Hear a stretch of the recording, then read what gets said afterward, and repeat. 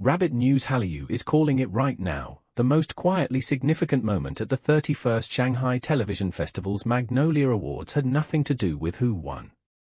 It had everything to do with who was asked to host. Zhang Linghe walked onto that stage on June 26 not as a nominee, not as a presenter slot filler, but as the first and only youth promotion ambassador born after 1995 in the award's entire history, and as a guest MC on the same night. That's 2 institutional roles, 1 person, 1 evening. And almost no one is asking why. Let's slow down for a second, because if you've been following Chinese entertainment long enough, you know that the Magnolia Award doesn't hand out dual-role positioning to just anyone. The Shanghai Television Festival is a state-adjacent cultural institution. Its ambassador selections are not casual marketing decisions. They are signals. So when a 1995-born actor is the first of his generation to receive that title, and then is placed center stage as a host the same night, something deliberate is in motion. The question isn't whether Zhang Linghe deserved it. The question is, why now, why him, and what does that tell us about where Chinese entertainment is repositioning itself? Here's the detail that almost everyone glossed over. He admitted his first reaction to the hosting invitation was, "Can I actually do this?" That's not false modesty for the cameras. That's a performer who was handed a task that operates outside his established lane, and he said yes anyway. In an industry where image management is almost surgical, accepting a high-visibility role you're uncertain about is a calculated risk. It either elevates you permanently or becomes the clip that follows you. Someone in his team made a strategic call that the upside outweighed the risk. That's worth noting. Now let's talk about what he wore, because in CBiz, styling at flagship state events is never just fashion. Zhang Linghe appeared in a dark Xanadu suit, a notoriously avant-garde label that sits at the intersection of Western tailoring and subversive design, layered with Bulgari jewelry, of which he is a brand ambassador. At the opening ceremony on June 22, he wore Junyang's AW 2026 Chinese-style suit with 3-dimensional floral detailing on the shoulders. 2 events, 2 completely different aesthetic registers, 1 globally legible luxury, 1 rooted in traditional Chinese aesthetics. That's not a stylist being indecisive. That's a deliberate dual-image construction, speaking to international brand partners with one look, and to domestic cultural prestige with the other. The machine behind that kind of image management doesn't operate by accident. And here's where it connects to something much larger than 1 actor at 1 award show. The same night, Zhang Linghe co-hosted the opening video segment with Guan Xiaotong, a segment that specifically integrated AI technology. An actor who openly questioned his own readiness was placed into a forward-facing, technology-integrated broadcast format on a state television platform. That's not a soft warm-up assignment. That's a platform testing how next-generation talent interfaces with emerging media infrastructure. The choice of who stands in that experiment matters. It tells you who the institution considers ready to represent the industry's future. Meanwhile, on June 25, just 1 day before the Magnolia ceremony, Tian Xiwei was walking through Incheon Airport, returning from the Busan Asia Content Awards where she had just won Most Popular Actress for Chasing the Light.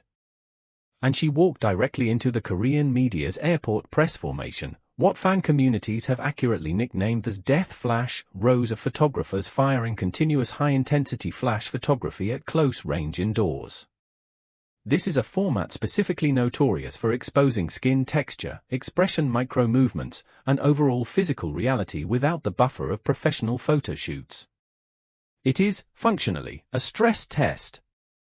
More than 70 Korean media outlets covered her exit from that airport.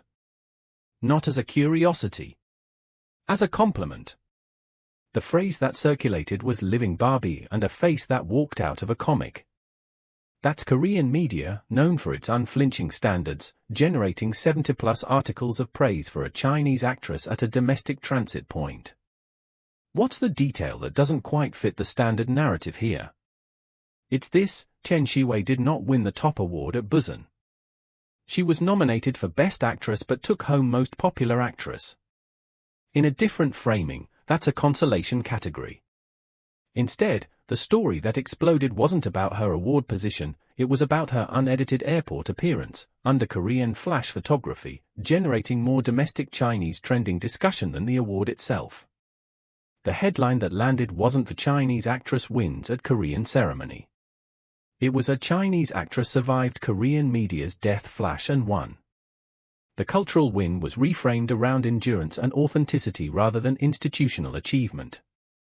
And that reframe went viral.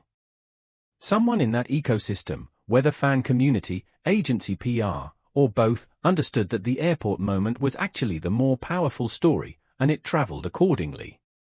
That's a meaningful signal about how Chinese fan culture is evolving its own metrics of prestige. The airport photograph, unedited, uncontrolled, now carries more credibility in certain spaces than a produced award night photo. That's a shift. And it connects directly to why Tian Xiwei's Weibo trending moment hit harder than the award ceremony recap did. Audiences are increasingly sophisticated about the difference between constructed image and tested image. The airport flash is the test. Passing it publicly, with Korean media coverage as the third-party validator, becomes its own form of credential. Pull back even further and you see what's actually happening across both of these stories simultaneously. Chinese entertainment in the summer of 2026 is mid-pivot between two pressures: domestic cultural positioning, symbolized by Magnolia, state festivals, traditional aesthetics, and international visibility, measured not just by overseas award nominations but by how talent performs under foreign media conditions. Zhang Linghe at Magnolia and Tian Xiwei at Incheon Airport are happening in parallel, and they represent two different versions of the same strategic question: how does a Chinese celebrity prove value to audiences and institutions that are watching from outside the usual domestic validation loop? The fact that both stories broke on the same 48-hour window, June 25 airport photos, June 26 Magnolia ceremony, and that both actors trended on Chinese platforms simultaneously is not a coincidence of scheduling. It's a reflection of an industry that is, right now, actively negotiating what international readiness looks like in practice. Not in press releases. In live footage, airport halls, and broadcast segments using AI technology. The signals are small. The implications are not. So the next time you see a headline about a Chinese actor at a domestic award show or an actress at a Korean airport and you think it's just entertainment news, pause. Because what Rabbit News Hallyu tracks is exactly this: the space between what's reported and what's actually moving. And right now, something is moving. If that's the kind of angle you don't find anywhere else, subscribe, because we're just getting started.